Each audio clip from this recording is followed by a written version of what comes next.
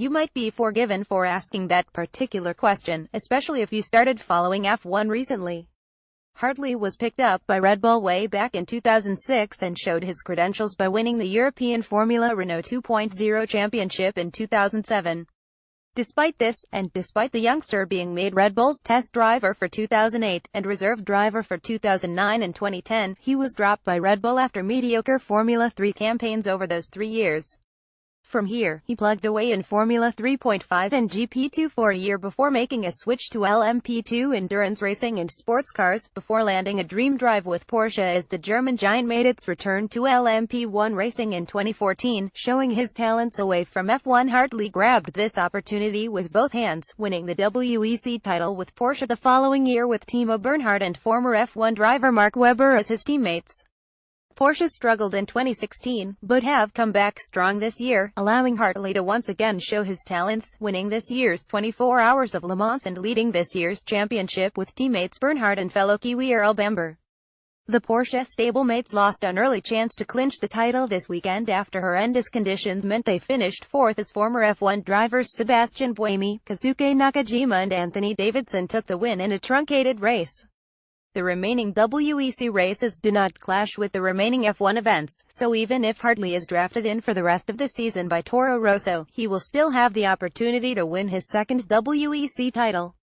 An unusual opportunity, Toro Rosso going for Hartley after he has spent so much time away from F1 and the Red Bull program is quite unusual for them. Usually once someone has had their chance, they don't get another.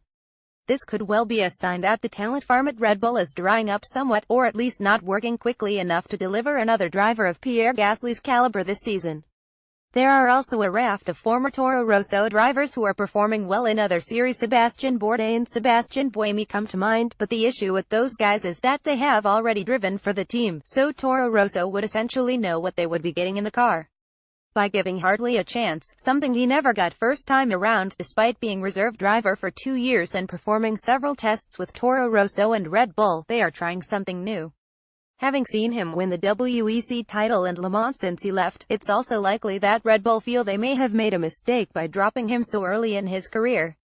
Hartley returns as the complete package. Red Bull and Toro Rosso are famous for giving young drivers a chance, sometimes with exceptional results. The two current Red Bull drivers are prime examples of this, but sometimes drivers simply aren't ready for F1 at that point in their careers and take longer to fully develop their full potential.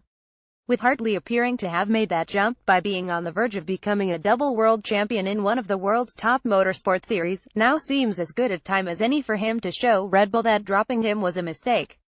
He now knows what it takes to win races and championships at the highest level, and returns to the sport a more complete driver than he left it. It also gives him an opportunity to stake his claim for a 2018 drive in F1, with Porsche pulling the plug on their LMP1 racing program at the end of this season. This obviously also piles the pressure on Daniil Kvyat, as if he is outperformed by the Kiwi this weekend, after Hartley has been out of a Formula 1 car for nearly 8 years, then the Russian could find his F1 career on very thin ice.